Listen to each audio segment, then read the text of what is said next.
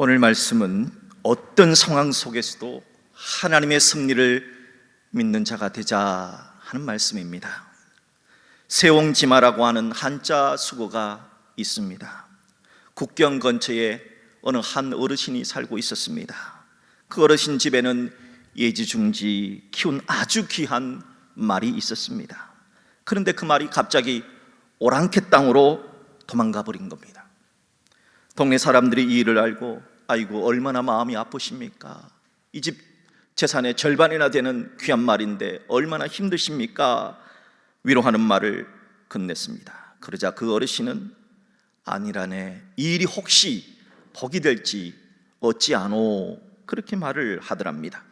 그런데 몇 달이 지난 뒤에 보니까 그 집 나간 말이 오랑캐 땅에서 제일 좋은 자기 짝 좋은 말 한 마리를 데리고 집으로 들어오더라는 겁니다.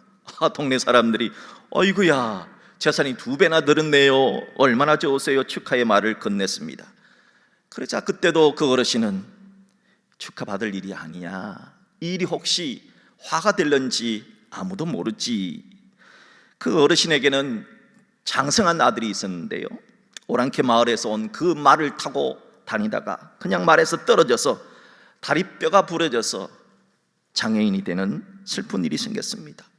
그러자 동네 마을 사람들은 또다시 그 어르신께 위로의 말을 하자 그 어르신은 또 이렇게 대답을 했습니다. 그렇지 않다네, 이 일이 자네 눈에는 슬프겠지만 이 일 또한 뜻밖의 복이 될지 누가 알겠소, 그렇게 말했습니다. 1년이 지난 어느 날 오랑캐들이 그 마을에 쳐들어왔습니다.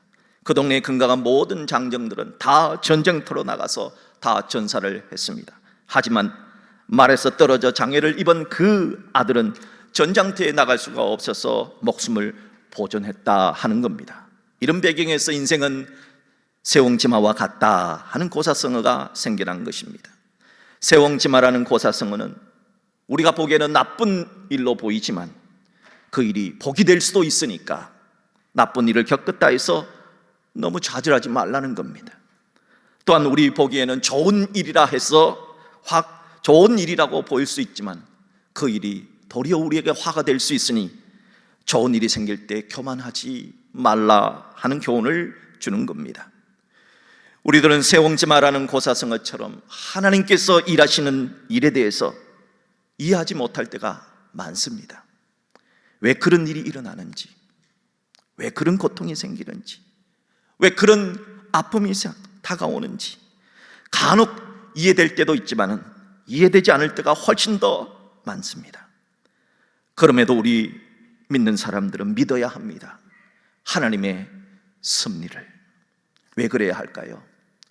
저는 오늘 하나님을 믿는 신자들은 왜 하나님의 섭리를 믿어야 하는가 하는 이 주제를 가지고 창세기 50장의 말씀을 살펴보면서 하나님이 주신 메시지를 나누고자 합니다.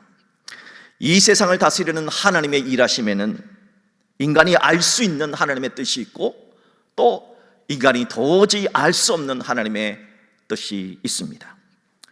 예수님은 그날과 그때는, 우리 주님 다시 오시는 그날과 그때는 아무도 모른다 했습니다. 하늘에 있는 천사들도 아들도 모르고 아버지만 아신다 하였습니다. 이렇게 사람은 알 수 없는 오직 하나님만이 알 수 있는 하나님의 뜻이 있어요. 이것을 하나님의 경륜이다 그렇게 말을 합니다.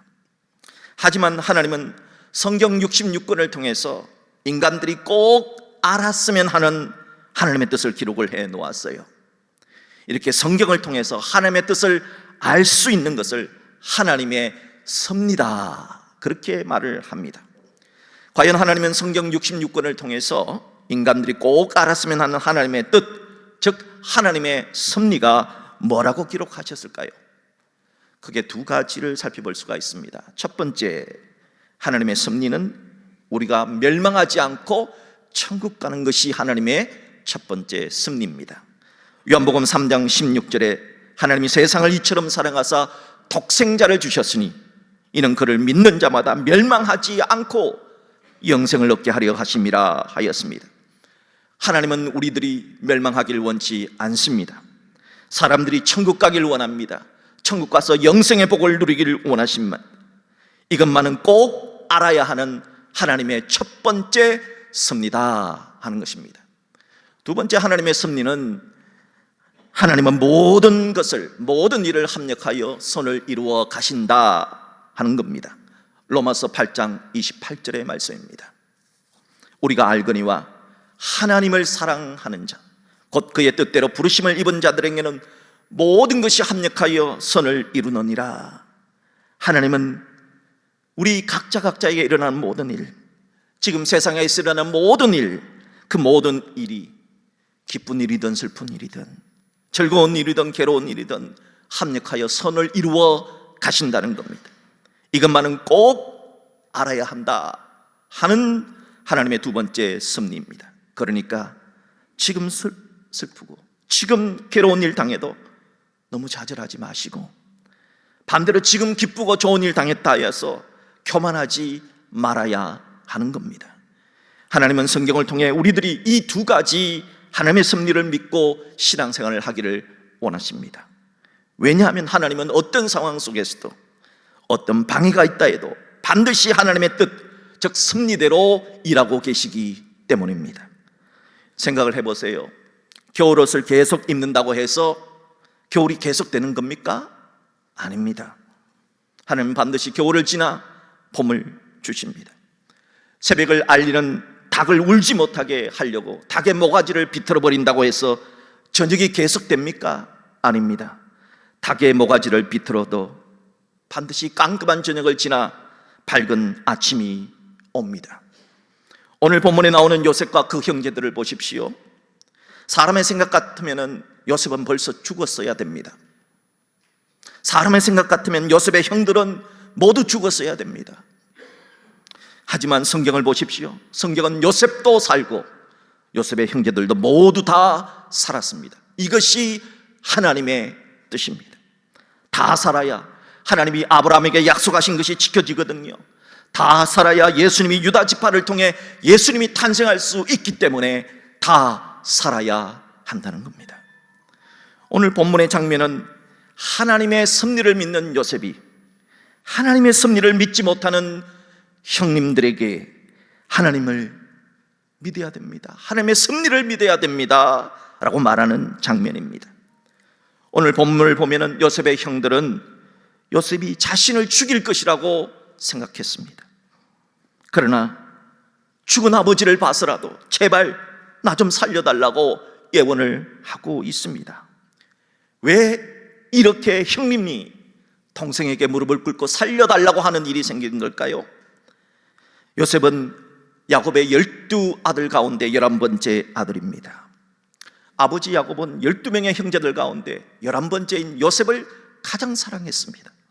아니, 편애했습니다. 요셉의 형들은 아버지의 사랑을 독차지한 요셉이 미웠습니다. 그래서 시기하고 질투했던 겁니다. 얼마나 형들이 요셉을 미워했던지 요셉을 죽이려고 했습니다. 그러다가 동생 요셉을 노예로 돈을 받고 팔아버린 것입니다. 요셉의 형들은 요셉이 죽었을 거라고 생각했습니다. 아니면 계속 노예로 처참하게 살고 있을 거라고 생각했습니다. 그런데 요셉이 살아있어요. 살아있을 뿐만이 아니라 당시 대제국 이집트의 제2인자가 되어서 왕 다음에 국무총리가 되어서 자기 앞에 나타났으니 요셉의 형들이 얼마나 놀랐겠습니까? 얼마나 두려웠겠습니까? 복수할 것이라 생각하는 그 때문에 자신들은 죽을 것이라 생각했던 겁니다. 그러나 요셉은 형들을 용서해 줬습니다. 하지만 형들은 요셉이 용서해 줬지만 그 용서를 받아들일 수가 없었습니다. 자기들이 생각해도 이건 용서할 문제가 아니라고 생각했기 때문입니다. 아버지 때문에 자기들을 살려주는 것이라 생각했습니다. 아버지 때문에 우리를 이집트의 좋은 땅으로 이사시켜 줬다고 생각한 것입니다. 아버지의 체면을 봐서 요셉이 자기들에게 은혜를 베풀어 준 것이라 생각하며 살았던 겁니다. 그런데 어느 날 아버지가 죽었습니다. 아버지 야곱이 죽었습니다. 믿던 끈이 떨어진 겁니다. 장례를 다 마치게 되자 요셉의 형들은 이제 죽었구나, 이제 죽음의 피바람이 불어 닥칠 것이라 생각했던 겁니다. 그래서 동생을 찾아갑니다. 그리고 동생 요셉 앞에 무릎을 꿇습니다. 제발 아버지를 봐서라도 우리 좀 살려달라고, 우리 좀 살려달라고 눈물로 업소하는 것입니다. 이것이 오늘 본문의 배경입니다. 요셉은 형들의 이러한 모습을 보고 웁니다. 펑펑 웁니다. 요셉은 이미 창세기 45장에서 형들을 다 용서했습니다. 하지만 형들은 용서받았다는 확신이 없는 거예요. 그래서 요셉은 또다시 하나님의 뜻, 하나님의 섭리를 이야기하고 있는 것입니다. 과연 요셉은 지금까지 자신에게 일어난 모든 일, 인신매매를 당하고 노예로 팔려가고 감옥에서 억울한 옥살이를 했던 이 모든 일들을 어떻게 해석을 했을까요? 본문 20절을 보십시오. 당신들은, 형님들은 나를 헤아려 하였으나, 형님들은 나를 죽이려 했으나 하나님은 그것을 선으로 바꾸사 오늘과 같이 많은 백성의 생명을 구원하게 하시려 하셨나니, 하나님은 나에게 일어난 모든 일은 하나님이 하신 일이요, 하나님이 모든 일을 합해 선으로 바꾸셨고 우리 가문 전체를 살려주시려고, 구원해 주시려고 하나님이 일하신 것이다 하는 섭리적 관점에서 자신의 인생을 해석했던 것입니다. 시편 105편 역시 요셉을 하나님의 섭리라는 차원에서 성경은 기록하고 있음을 우리는 보게 됩니다. 시편 105편 16절로 24절의 말씀입니다. 그가 또 그 땅에 기근이 들게 하사, 하나님이 그 땅에 기근을 주셨다는 겁니다.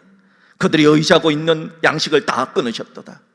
왜 하나님이 그 당시에 7년 대기근이라고 하는 재앙을 주셨는가?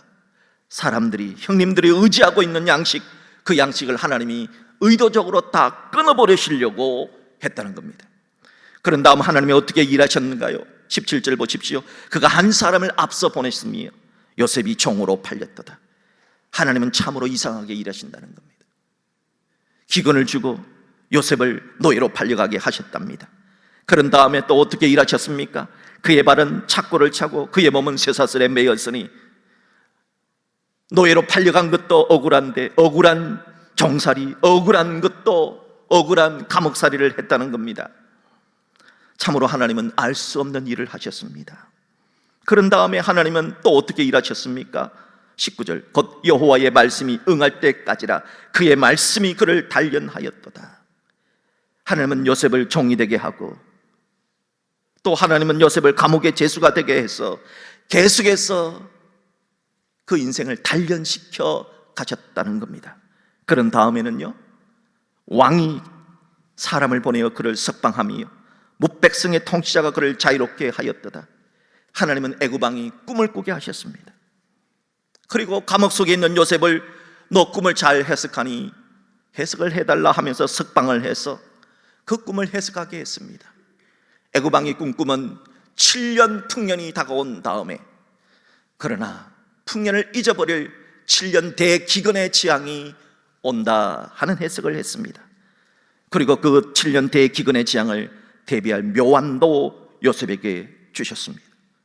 그런 다음에 또 하나님은 어떻게 일하셨습니까? 21절, 그를 그의 집의 주관자로 삼아 그의 모든 소유를 관리하게 하고 그의 뜻대로 모든 신하를 다스리며 그의 지혜로 장로들을 교훈하게 하였도다.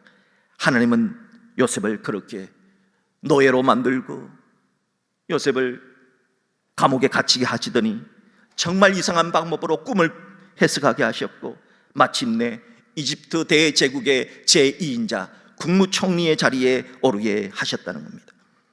왜 하나님은 이렇게 이상한 방법으로 일하셨나요? 도대체 하나님의 뜻이 뭐길래 이렇게 일하셨을까요? 성경은 이렇게 말합니다. 시편 105편 24절입니다. 여호와께서 자기의 백성을 크게 번성하게 하시려고 그리 하셨다는 겁니다. 하나님은 아브라함에게 약속하셨습니다. 너희 후손을 하늘의 별처럼 바닷가의 모래처럼 많아지게 하리라 약속하셨습니다. 그런데 7년 대기근이 닥칩니다. 7년 대기근은 모든 사람들이 굶어 죽습니다. 만약에 이스라엘의 12아들들이 다 굶어 죽으면 어떻게 하늘의 별처럼 되리라고 하는 하나님의 약속이 이루어지겠습니까? 하나님은 그 약속을 이루기 위해서 하나님은 대기근을 예비할 방법을 주셨는데 그것이 바로 요셉이라는 겁니다. 하나님은 요셉을 이집트에 먼저 들어보내서 요셉의 제2인자가 되게 하셔서 그 7년 대기근의 재앙을 재앙해서 이스라엘 백성들, 형제들을 다 70명의 가족들을 이집트로 이민을 시키고 먹고 살게 해서 400년 동안 그 70명의 사람들이 몇 명으로 불어나느냐? 200만 명으로 불어나서 이스라엘 민족이 되게 하신 것입니다. 그런 면에서 이집트는 이스라엘의 인큐베이터 역할을 한 것입니다.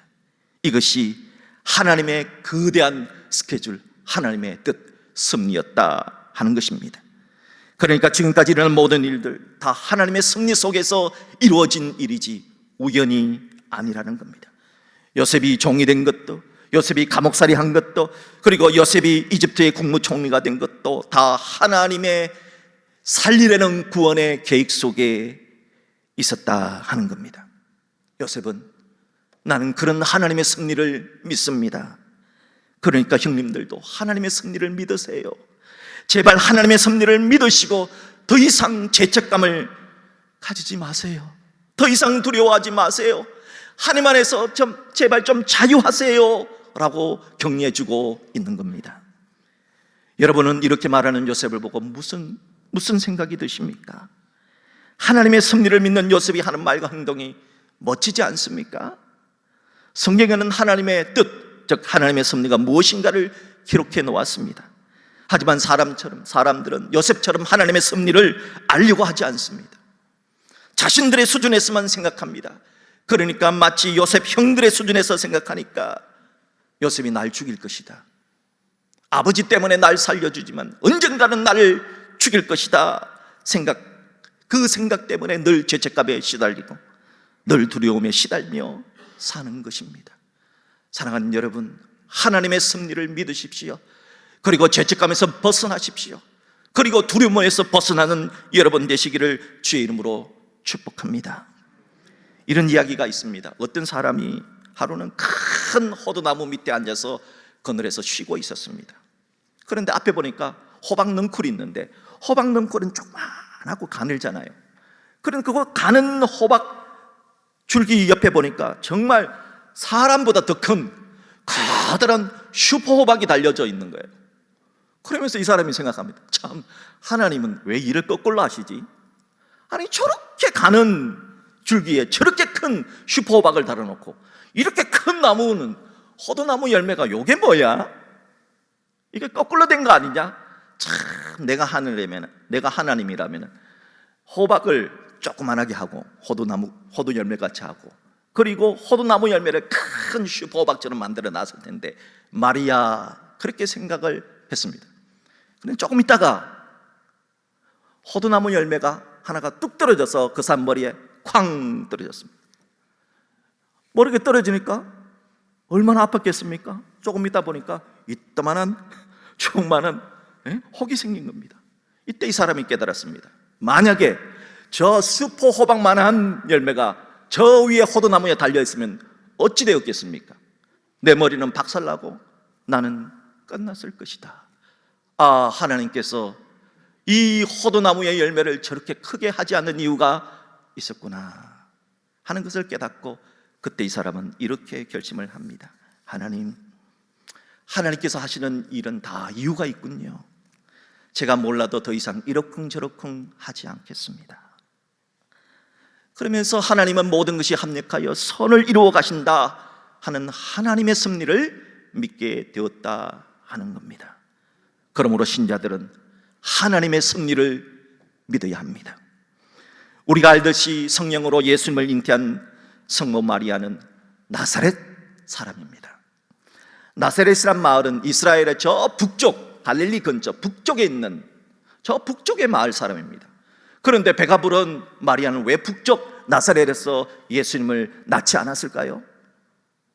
왜 저 남쪽 베들레헴까지 내려가서 아기를 낳았을까요? 돈도 없어서 베들레헴까지 내려가서 돈도 없어서 여관방 하나 구하지 못하는 그런 가난한 형편인데도 돈이 없어서 말이 소가 여물을 먹는 마구간에서 아기를 낳았음에도 왜 굳이 베들레헴까지 내려갔을까요? 여기에도 하나님의 섭리가 있습니다. 하나님은 미가 선지자를 통해서 예언을 하셨습니다. 예수님이 베들레헴에서 태어나실 것이라고. 하나님은 그 약속을 이루기 위해서 어떻게 역사를 사용하셨을까요? 그 당시에 로마 황제 아우구스토가 모든 유대인들은 다 각기 자기 고향으로 돌아가서 출생 순교를 하라 하는 호정령을 내렸습니다. 그렇게 호정령을 내린 이유는 더 많은 세금을 거두기 위해서입니다. 하지만 하나님은 그 로마 황제의 명령을 선하게 바꾸셨다는 겁니다. 그렇게 해서 식민지 백성이었던 요셉과 마리아가 배가 불렀지만, 가진 돈은 하나도 없었지만 그 멀리 베들레헴으로 내려가서 아기를 낳게 함으로써 마침내 하나님이 말씀하신 그대로 이루어지게 하셨다 하는 겁니다. 하나님은 이렇게 일하십니다. 그러므로 하나님의 일은 절대로 하나님의 뜻에 벗어나는 일은 없습니다. 하나님의 뜻은 고난이 있을지라도, 아픔이 있을지라도, 방해가 있을지라도 반드시 이루어지고야 만다 하는 것입니다. 저는 늘 하나님의 섭리란 거대한 퍼즐과도 같다 생각합니다.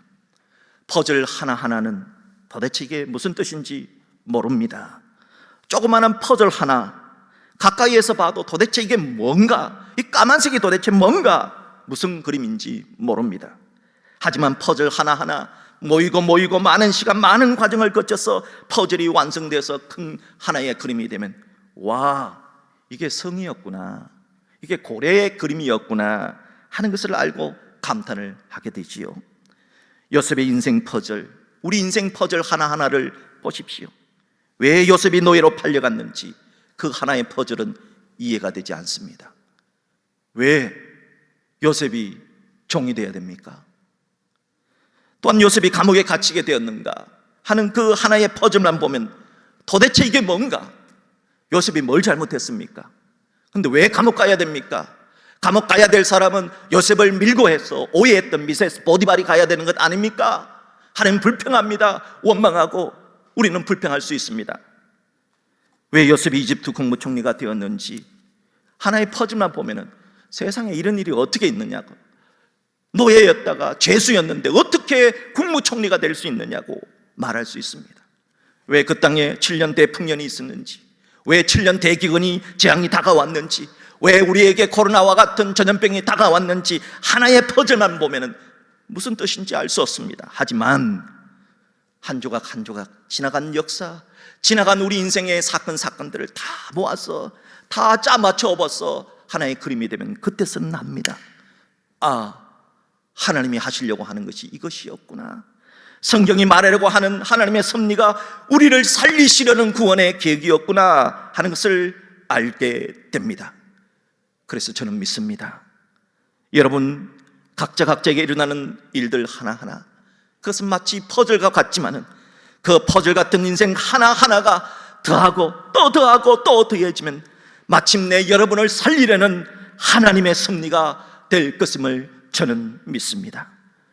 그러므로 사랑하는 성도 여러분, 여러분이 가는 길을 여러분이 계획할지라도 그 걸음을 인도하시는 분은 하나님이라는 사실을 믿으십시오. 그리고 오늘 말씀처럼 모든 것이 합력하여 되는 인생을 보시고 하나님이 선을 이루시는구나, 나는 하나님을 믿습니다, 나는 하나님의 일하시는 섭리를 믿습니다 라는 고백의 사람이 될 수 있기를 주의 이름으로 축복합니다. 이번 한 주간도 주님께서 우리 모두의 일어나는 일들, 지금까지 살아왔던 모든 인생의 퍼즐 하나하나를 사용하셔서 그걸 합하여서 선을 이루시는 하나님의 선한 섭리하심이 이번 한 주간도 우리의 삶 속에 있기를 주의 이름으로 축복합니다.